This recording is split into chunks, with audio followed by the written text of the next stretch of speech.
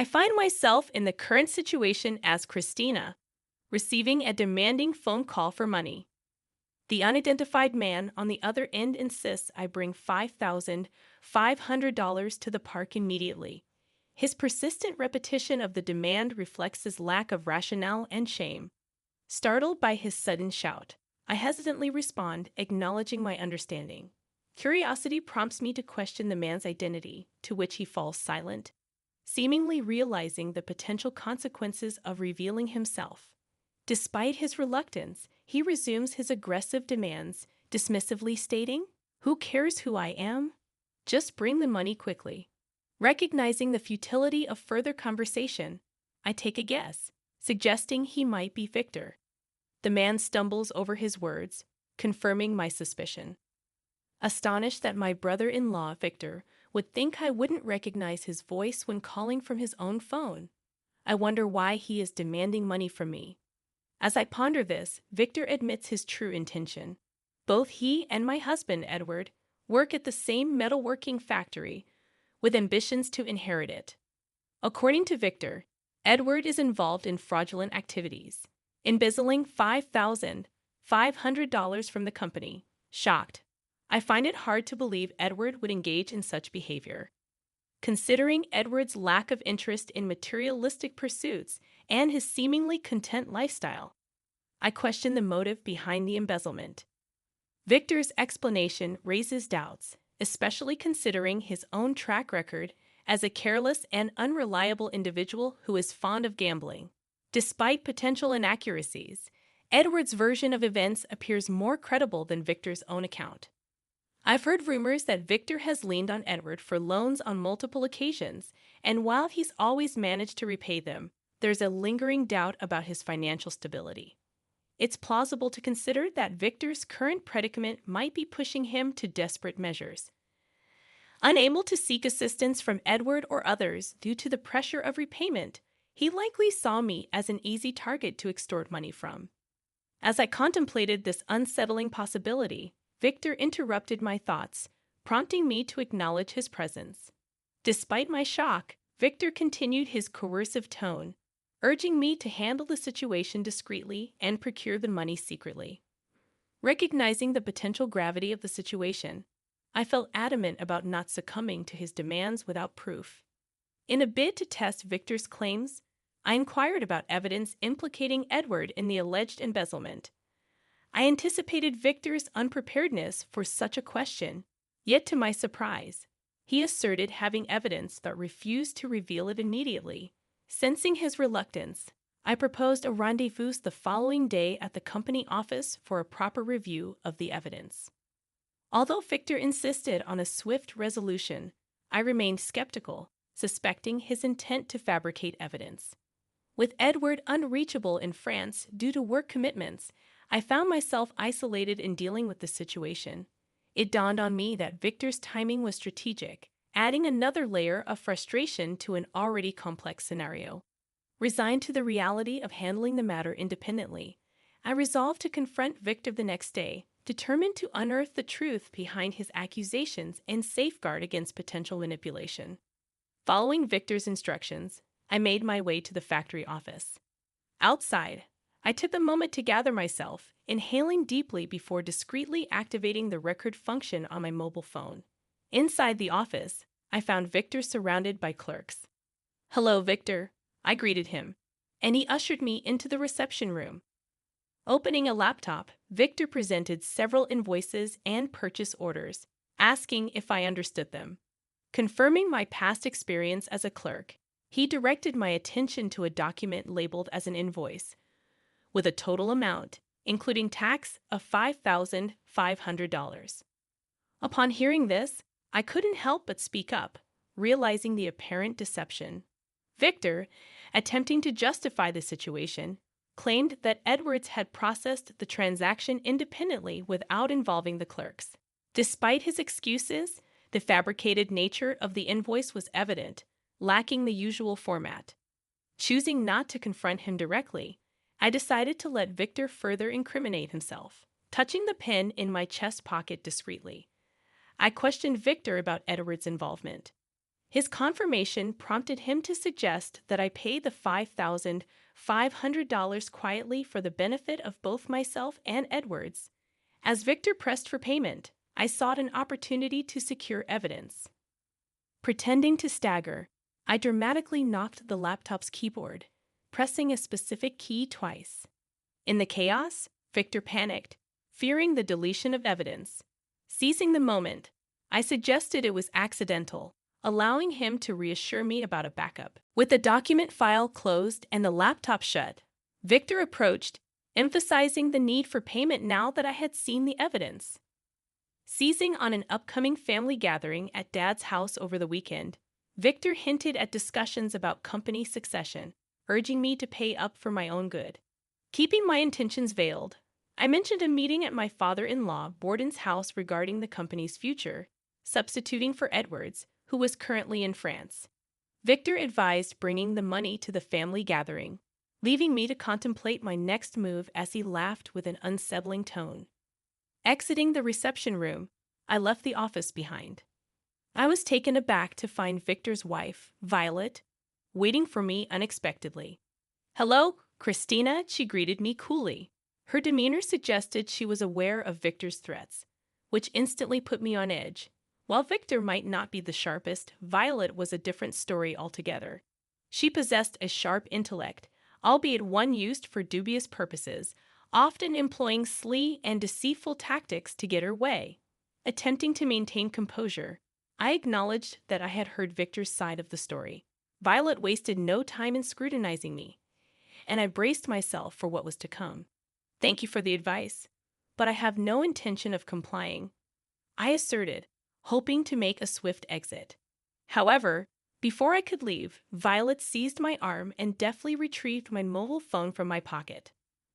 With a sinking feeling, I watched as she accessed the recorded conversation between Victor and me. Her accusation hung heavy in the air, leaving me unable to respond. As she deleted the incriminating evidence, I realized the gravity of the situation. But Violet wasn't finished yet. She proceeded to play a personal conversation between me and my mother, twisting its innocent context into something sinister. Her whispered insinuations struck fear in me, and I found myself speechless and powerless in her presence. As she returned my phone to my pocket, her veiled threats lingered, leaving me with no choice but to comply with her demands. With the recording erased and her leverage secured, Violet slipped away into the office, leaving me to grapple with the unsettling reality of her manipulation. It became clear that she might have been the mastermind behind Victor's actions all along, urging him on from behind the scenes. As I composed myself, I realized the need for caution in navigating this treacherous situation. Without hesitation, I sent Victor a terse message. "I'll pay the money." It was a concession made under duress, a temporary solution to a much larger problem. I had no intention of giving in to Violet's demands, but sending that one misleading message was crucial. It would make her feel secure, preventing her from tampering with the recording of our conversation. Without her manipulation, it would be challenging to hold her accountable for her deceitful actions. She was cunning, no doubt, but I was determined to outsmart Victor, whose weaknesses lay in his gambling habits. As the weekend approached, I found myself reinvigorated, ready for what lay ahead. Upon arriving at my in-laws' house, I noticed Victor and his wife had just arrived as well. Victor wasted no time in approaching me about the money, but I suggested discussing it elsewhere, considering the presence of relatives. Thankfully, Violet's interruption provided me with the opportunity to escape momentarily, seeking refuge with my mother-in-law. Engaging myself in various tasks assigned by her, I observed the gathering unfold. When Borden, my father-in-law, took center stage to discuss the future management of the company, Victor's eagerness betrayed his lack of composure. His enthusiasm was quickly dampened by Borden's calm demeanor, revealing Victor's inadequacies to the amused audience. As the meeting progressed, I was asked to display a video showcasing the company's performance. Recognizing this as my moment, I prepared to unveil my plan. Connecting the laptop to the TV, I discreetly inserted a memory card containing incriminating audio recordings. With Borden's approval, I projected the video on the TV while playing the audio simultaneously. Victor's threatening voice echoed through the room, causing him to panic. Despite his attempts to halt the playback, Borden insisted on hearing it in full. As the recording continued, Violet's expressions shifted from confusion to realization. The audio she believed she had erased resurfaced, exposing her involvement in our altercation. With a smirk, I watched as the truth unfolded, knowing that Violet's deception had been laid bare for all to see. I wasn't taking any chances when meeting Victor. I took thorough precautions. While recording audio on my mobile phone is standard, I also brought along a pen-shaped IC recorder as a backup. That additional measure proved critical. Victor's confusion was palpable when confronted with the incriminating evidence. He faltered, unable to conjure up a plausible excuse, revealing his lack of cunning. In contrast, Violet swiftly attempted to deflect blame onto me, claiming it was a trap I had set. Borden's scrutiny fell upon me, prompting me to recount the truth. Victor and Violet had indeed threatened me over Edward's owed funds. However, Victor's insistence on the absence of evidence posed a significant hurdle. Even with the audio recordings I presented, their dismissal left me at a loss. As Victor and Violet vehemently denied the accusations, I seized upon an opportunity, requesting to examine Victor's laptop. I hoped to uncover the incriminating document file. Despite Victor's protests, Borden handed over the laptop. Yet to my dismay, the file was nowhere to be found. Disappointment clouded Borden's expression as he faced the dilemma of conflicting testimonies. Victor and Violet wore smug smiles, convinced of their victory. With no evidence to support my claims, the situation seemed dire. However, I wasn't ready to concede defeat just yet. With a last-ditch effort, I urged Borden to check the screenshot folder, explaining its function to capture screen images. The tension in the room escalated as all eyes turned to Violet, awaiting the outcome. I noticed a subtle change in her expression. It seemed she grasped the implication. A simple button press could capture a screenshot of the computer screen. I found it. This is it, labeled as an invoice, I declared. Borden's stern gaze fell upon Victor, who, in turn, shot a panicked look at Violet. Confused, Violet slumped in apparent defeat. When Victor presented the fake invoice, he failed to notice my discreet action of pushing my hand against the keyboard. In that moment, I had taken a screenshot without naming the file. Although Victor remained oblivious, the slight screen flicker during the process had potentially gone unnoticed. Violet, thinking that deleting the document file erased all evidence, had underestimated the swiftness of a screenshot. My strategic message indicating intent to pay had played a role in lowering their guard. However, I acknowledged that this method might not always be foolproof. Borden, convinced by my proof, reprimanded Victor and Violet on the spot. Victor, cornered, confessed to the dire situation stemming from his gambling debts, breaking down into tears. Violet, too, admitted to orchestrating the scheme to coerce money from me. Confronted by the gathered relatives, Victor and Violet had to issue a profound apology. Legally, this situation could be considered extortion, but as a family matter, I hesitated to escalate it further.